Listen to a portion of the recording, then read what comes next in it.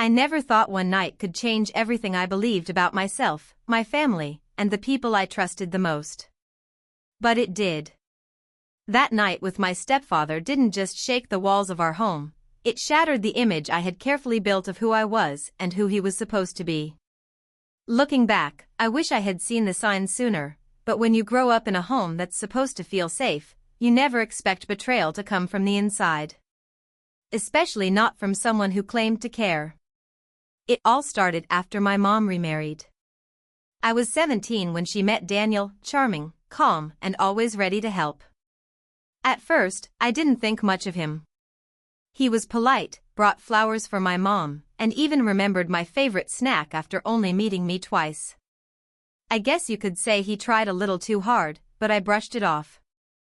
My mom was happy for the first time in years, and that was enough for me to pretend everything was fine. But slowly, things started to feel off. Daniel would linger too long in conversations, ask questions that felt a little too personal, and sometimes look at me in a way that made my skin crawl, though I couldn't quite explain why. I told myself I was just being paranoid. Maybe I was still adjusting to having a man in the house again. After all, I hadn't had a father figure since I was a kid, and Daniel was trying, wasn't he? One rainy night changed everything. It was late. My mom had gone to visit her sister 2 towns over, and I was home alone with Daniel. The power had gone out, and the house was wrapped in silence, broken only by the sound of thunder rolling in the distance. I was curled up on the couch with a blanket when he walked in with a flashlight and that too perfect smile. I told myself it was harmless when he sat down beside me. I even laughed when he joked about the storm being the perfect setup for a scary movie. But then his tone changed. The way he looked at me wasn't funny anymore. He said something, just one line, that made my stomach turn, something that blurred the line between what's appropriate and what's not. I remember freezing, unsure if I had heard him right. I wanted to run, to scream, to call my mom. But I didn't. I just sat there, shocked, my heart pounding like a drum inside my chest. What happened after that moment is something I never thought I'd share. But the truth needs to come out. Not just for me, but for anyone who's ever doubted their instincts or questioned their own worth after being caught in someone else's twisted version of love. That night changed how I saw him. But more than that, it changed how I saw myself. And what happened next, you won't believe. I couldn't sleep that night. After Daniel's strange comment, the air in the room felt heavy. I kept playing his words over and over in my head, trying to convince myself that maybe I had misunderstood. But deep down, I knew I hadn't. Something had shifted between us, something that made my skin crawl just thinking about it. I stayed up in my room with the door locked, pretending everything was fine. But nothing felt fine anymore. The next morning, Daniel acted like nothing had happened. He made breakfast, asked if I wanted coffee, and even cracked a few jokes like he always did. I watched him carefully, wondering how someone could act so normal after making me feel so uncomfortable. It was confusing. He wasn't angry or threatening, just overly familiar, too friendly in a way that didn't sit right. And that was the scariest part. He was calm, in control, and he knew I was too shaken to say anything. When my mom came home later that afternoon, I wanted to tell her. I really did. But I looked at her face, how happy she was, how she kissed Daniel on the cheek like he was the best thing that ever happened to her, and I stayed quiet. I didn't want to ruin her peace. After everything she had been through with my real dad, years of feeling alone, raising me by herself, I couldn't bring myself to break her heart. So I bottled it up. Days turned into weeks, and Daniel kept acting the same. Friendly, helpful, always around. But now I noticed every little thing. The way his hand would rest on my shoulder a beat too long. How he always found an excuse to be near me when my mom wasn't home.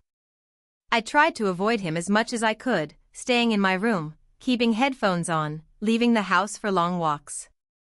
But no matter what I did, I felt like I was being watched.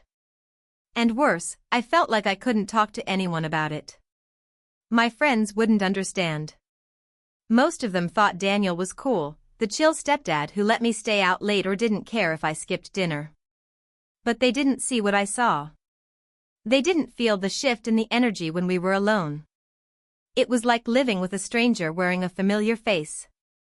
And then, one evening, something happened that made everything real. Something I couldn't ignore anymore. Something that forced me to see the truth I was trying so hard to avoid. It was a Friday evening when things took a turn I couldn't ignore. My mom had gone out with her friends for dinner, and I was home again, alone with Daniel. I stayed in my room with the door shut, pretending to study, though I couldn't focus on anything. I had my music on, low enough to still hear the creaks in the hallway. When I heard footsteps approach my door, I held my breath. The knock was soft, too soft. Then his voice came through, casual and calm. "Hey, just checking in, need anything?" I answered quickly, "No, I'm good," trying to sound firm, hoping he'd take the hint. There was a pause. Then his footsteps slowly moved away. I exhaled, but my hands were still shaking. It was like he knew I was uncomfortable and liked walking that line, just close enough to make me nervous, but never doing anything that could be clearly called out. That kind of behavior, it messes with your mind. You start doubting yourself, wondering if you're overthinking everything. At school, I became more withdrawn. My grades started slipping, and my best friend Mia noticed. She kept asking me what was wrong, but I didn't know how to explain it. What would I even say? My stepfather gives me weird looks and makes me feel unsafe? It sounded so vague, so hard to prove. I was scared people would think I was being dramatic. Then there was the night I found something that made everything worse. I had gone downstairs to grab my phone charger from the living room. Daniel's laptop was open on the table, and curiosity got the better of me. What I saw made my heart drop. He had a hidden folder, full of pictures. Not of me, but of women who looked eerily similar. Same hair, same body type, even wearing clothes I owned. I clicked away quickly, hands trembling, heart racing. I didn't want to know more, but now I couldn't pretend anymore either. That discovery opened a door I couldn't close. I started watching him differently, noticing how he watched others too. It wasn't just me. And yet, no one else seemed to see it. The charming stepfather, the funny husband, the helpful neighbor, he wore the mask so well. But behind closed doors, something darker lurked. And the scariest part? I still didn't know what he was truly capable of. The fear started to change me. I wasn't just uncomfortable anymore, I was on edge all the time. Every time Daniel entered a room, I felt my chest tighten. I kept my phone close, even in the shower. I started locking my bedroom door, even during the day. My mom asked me once if everything was okay, and I wanted to tell her so badly. But I just nodded. She was so in love with him, so convinced that she'd finally found someone reliable. I couldn't destroy that for her. Not without proof. Not yet. I began writing everything down, every strange look, every uncomfortable comment, every odd interaction. I wasn't sure what I'd do with it, but it gave me a little control, like I was preparing myself. I also began leaving my phone recording when I had to be alone with him, hoping to catch something, anything that could make someone believe me. Then came the night of the family dinner. Mom invited her friend Sarah over with her teenage son. It was meant to be a cozy, relaxed night with food, music, and stories. I tried to play along, smile, act normal. But the moment Daniel walked in wearing that familiar smirk, I knew something was off. He was more relaxed than usual, like he was enjoying a private joke no one else knew. He kept glancing at me during dinner. Not in an obvious way, but I felt it, like his gaze was crawling across the table toward me. After dinner, as everyone helped clean up, I went upstairs to get a sweater. I didn't hear him follow me. I only realized when I turned around in the hallway and he was there, just a few feet away, silent. That moment froze me. He didn't say anything. Just stared. Too long. Too close. My heart pounded so hard I could hear it in my ears.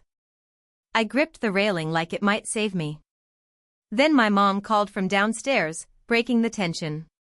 He stepped back, casual again, like nothing had happened. But I knew something had just passed between us. Something dangerous. That night, I couldn't sleep.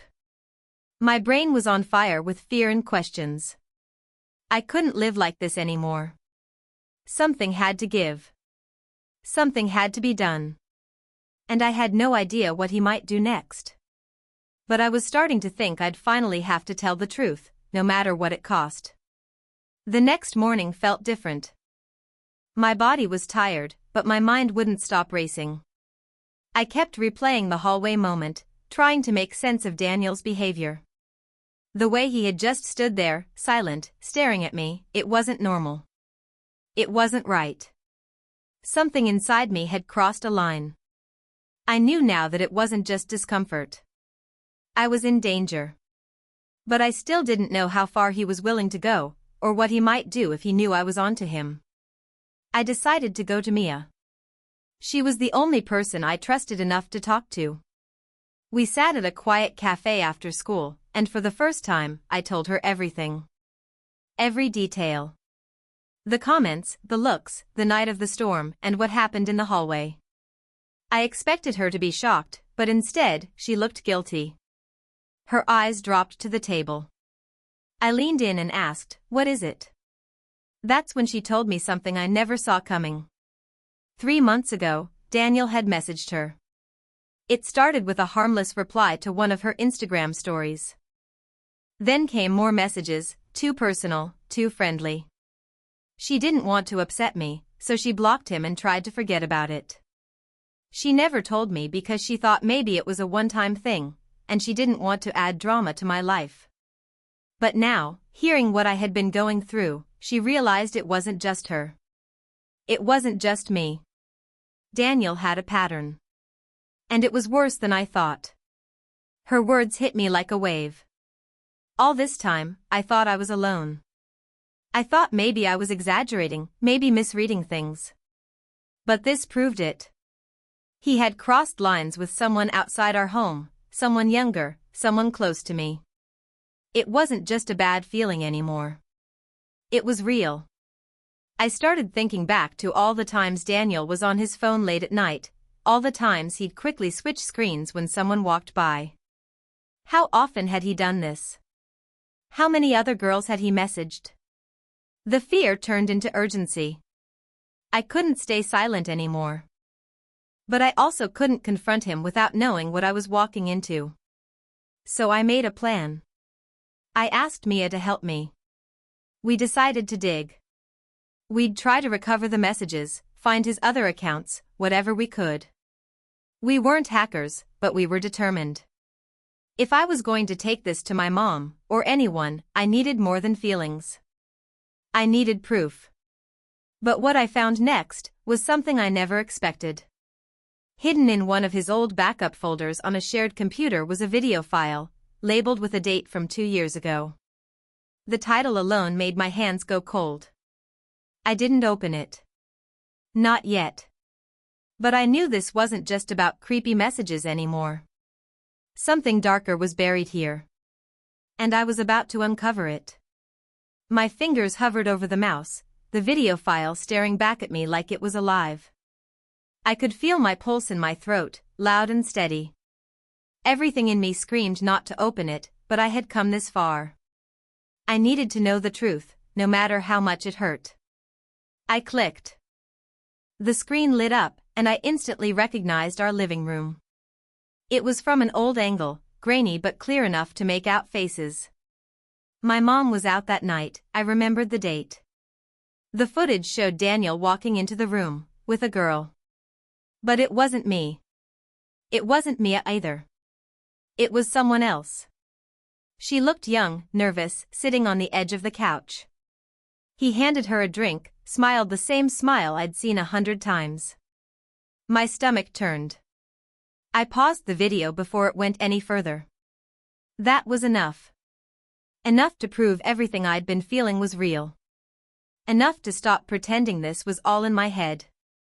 I backed the file up, emailed it to myself, and deleted it from the computer. Then I called Mia, my voice shaking but firm. We need to go to my mom. Tonight. Telling her was the hardest thing I've ever done. She didn't believe me at first. Her face twisted with confusion and disbelief. Daniel? No. He would never, she said, clutching her glass of water like it was the only thing keeping her grounded.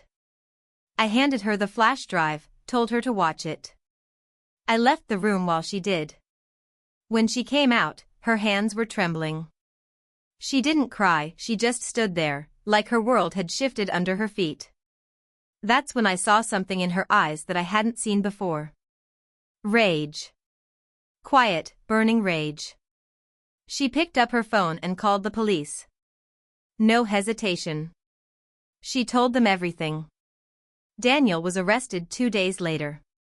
The investigation found more, other files, other names. The man we thought we knew turned out to be someone completely different. The shock rippled through our whole family, through the neighborhood. Everyone was stunned. The stepfather who helped fix cars on weekends was a predator hiding in plain sight. But just when we thought the worst was over, a new piece of the puzzle surfaced. A message came in, anonymous, sent to my inbox. One line, you were never the only one watching him. Attached was a screenshot. A security cam. Inside our house. A completely different angle than the video I had found. One that none of us installed. It wasn't over. And someone else knew more than they were saying. For a moment, I just stared at the screen. That message, that single line, you were never the only one watching him, echoed in my mind like a whisper in an empty room. My heart pounded again, not with fear this time, but with confusion. Who else knew? Who was behind that camera angle? And most importantly, why were they watching him? The police took the new information seriously. When I forwarded the screenshot and message, they began a deeper investigation. It turned out that Daniel had been on someone's radar long before I spoke up. A neighbor, a retired tech guy, had been suspicious of Daniel for a while. He'd noticed odd behavior and strange visitors late at night. Out of concern, he had set up a small security camera from his property that had a partial view into our home through the back window, not legal, maybe, but it accidentally caught more than anyone expected. That footage, combined with what I found, helped solidify the case. Daniel was officially charged with multiple offenses involving people from different towns, some even from years ago. It shocked everyone. The truth came out in layers, like peeling an onion that never seemed to end. My mom was devastated. For days she didn't speak much. I think the betrayal hurt her even deeper than the facts. She kept blaming herself, asking why she hadn't seen it, why she had trusted him. But over time, she began to heal. Therapy helped. So did the support from people who finally knew the full story. Mia stayed by my side through everything. Our friendship grew stronger after all of this.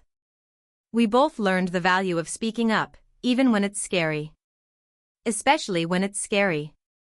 What started as quiet discomfort turned into a battle for the truth, but it made us braver. As for me, I've changed. I'm still healing, but I no longer live in fear. I trust my instincts now. I've learned that silence can protect the wrong people, and speaking out, even when it feels impossible, can save lives. The night with my stepfather didn't just shift my world, it reshaped it. It forced me to question who I was, but also pushed me to become stronger than I ever thought I could be. Looking back, I don't see a victim when I think about myself. I see someone who survived, someone who faced something dark and walked through it anyway. And if you're watching this because something feels off in your own life, listen to that feeling. You're not alone.